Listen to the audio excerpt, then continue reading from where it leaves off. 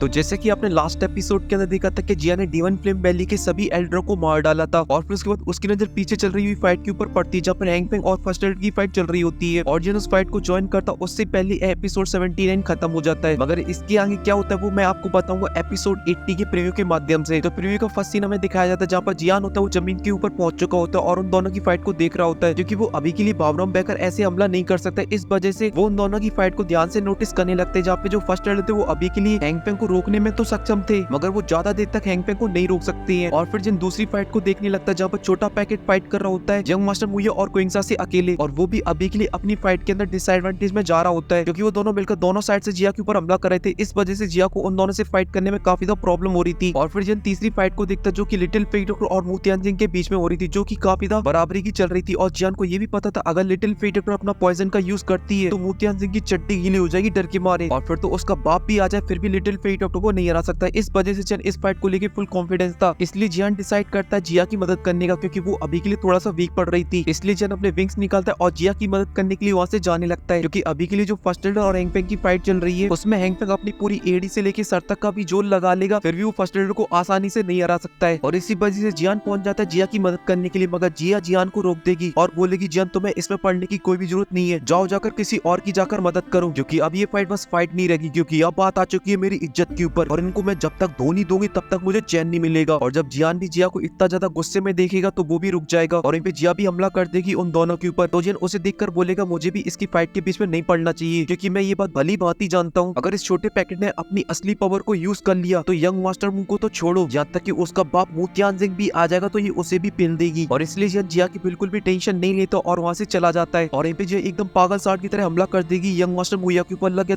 तेरे हमला करेगी मगर किसन बीच में टपक पड़ेगा और जिया को पीछे ढकेल देगा और इसके बाद जिया की सटक जाएगी। और इसके बाद यहाँ पे जो कुछ भी होता है वो आपको प्रीव्यू के अंदर तो नहीं दिखाया गया और ऐसा लगता है कि शायद उसे एपिसोड के अंदर भी काट दिया जाएगा मगर मैं फिर भी आप लोगों को बता देता हूँ। मगर आप लोगों को ये सभी चीजें एकदम डिटेल के अंदर देखनी है तो आप मेरी नोवेल का वीडियो का इंतजार कर सकते हो। और इन पे अभी के लिए हम लोग प्रीव्यू के अंदर है तो जिया होती है वो काफी गुस्से में आ जाती है और वो अपनी पर्पल दुईकी को एकदम फुल रिलीज कर देती है जिस वजह से चारों तरफ पर्पल दुईकी फैल जाती है और फिर उस पर्पल दुईकी में से निकलता है एक छोटे पैकेट की जगह एक बड़ा पैकेट। और ये वाला रूप आप लोगों ने जिया को ऑलरेडी देखा होगा उस वैली के अंदर। और इन पे जो जिया का ऑरा था अब वो एक 1000 लेवल की बॉडी से बिल्कुल भी कम नहीं था मगर वहाँ पर जितने भी पावरफुल लोग थे वो जिया के ऑरे को देखकर पहचान नहीं पा रहे थे जिया किस लेवल पर अभी के लिए। और फिर बड़की जिया हमला कर देगी यंग मास्टर मुया के ऊपर तो यंग मास्टर मुया अपनी पुरानी टेक्निक का यूज करेगा जिया के अटैक को रोकने के लिए मगर जिया का अटैक इतना ज्यादा पावरफुल होगा उसकी टेक्निक की तो धज्जियां उड़ जाएंगी और उसका अटैक जब छाती में जाके लगेगा तो उसके प्राण बाहर निकल आएंगे। और एमपीएम प्रीव्यू के नेक्स्ट सीन के ऊपर है तो जियान अभी के लिए जिया की टेंशन को छोड़ देता है और फर्स्ट एल्डर और हैंगपेंग की फाइट को देखने लगता है जहाँ भी फर्स्ट एल्डर हैंगपेंग से हार रहे होते हैं मगर फिर भी फर्स्ट एल्डर अपना पूरा ट्राई दे रहे थे हैंगपेंग को रोकने के लिए मगर अभी के लिए जो हैंगपेंग का लेवल वो मुटियानजिंग के आसपास का है और इसी वजह से वो फर्स्ट एल्डर के ऊपर भारी पड़ रहा होता है और वो इस बात से काफी ज्यादा खुश था और हंसने में लगा हुआ होता है। मगर ये सब दूर खड़े हुआ जियान देखकर काफी ज्यादा गुस्से में आ जाता है और बोलता है मैं देखना चाहता हूँ इस हैंगपेंग को बोलो वालों ने क्या क्या दिया है, क्या ये गद्दार अब मेरे एंग्री बुद्धा लोटस को संभाल सकता है। और ये बोलती है जियान अपनी दोनों वाली फिल्म को कंबाइन करने लगता है और झटपट अपने एंग्री बुद्धा लोटस को बना लेता है। और जब एंग्री बुद्धा लोटस की एनर्जी चारों तरफ फैलती है तो सभी की फाइटें एकदम से रुक जाती है चाहे वो छोटी हो चाहे वो मोटी हो। बस एक फाइट को छोड़ के वो है जिया की क्योंकि जिया को अभी के लिए कोई भी चीज से फर्क नहीं पड़ रहा होता है और वो उन दोनों को ऑलमोस्ट मारने की कगार पे पहुंच चुकी थी। मगर वहीं पे इस एंग्री बुद्धा लोटस के साथ ये प्रीव्यू यहीं पे खत्म हो जाता है मगर मैं आपको फिर भी थोड़ा सा बता देता हूँ आगे क्या होता है क्योंकि एंग्री बुद्धा लोटस बनने के बाद यहाँ पे फाइट नहीं होती यहाँ पर कॉमेडी होती है जहाँ पे हैंगपेंग की डर के मारे पतलूब गीली हो रही होती है और वो मुतियानजिंग से बोलता है मुतियानजिंग भाई क्या तू इसको रोक सकता है क्या। तो मुतियानजिंग बोलेगा बिल्कुल नहीं, अगर मैं इसे रोकने गया तो मेरी चड्डी भी फट जाएगी और सबके सामने सब कुछ दिख जाएगा। और इसी वजह से जो हमारे बीच में हुआ वाली जो डील हुई थी उसे कैंसिल कर देती है, मुझे वो नहीं चाहिए, आप ही रखो उसे क्योंकि मेरे पिताजी ने बस मुझसे एक ही बात बोली जान है तो जहान है। और इसलिए इस प्रीव्यू को यहीं पे खत्म कर दो, इसके आगे की स्टोरी आपको नोवेल के अंदर देखने को मिल जाएगी क्योंकि जो नोवेल का एपिसोड होगा वो इससे भी आगे होगा जहाँ पे लिटिल फेट डॉक्टर भी अपनी असली रंग दिखाएगी मुतियानजिंग को। और इसलिए अभी के लिए इस वीडियो को लाइक कर दीजिए, साथ ही चैनल को भी सब्सक्राइब कर दीजिए। और मैं कमेंट के लिए तो क्या ही बोलूं, भलाई का तो जमाना ही नहीं रहा है, सब लोग मुझे ही ठरकी बोल रहे थे। मैं तो चाहता था किसी की जिंदगी में क्यों इंट्रोड्यूस आए तो किसी की जिंदगी में जिया ना आए, मगर चलो कोई बात नहीं, मैं मिलता हूँ आपसे नेक्स्ट वीडियो में, तब तक के लिए आप सभी को फिर भी बहुत सारा प्यार।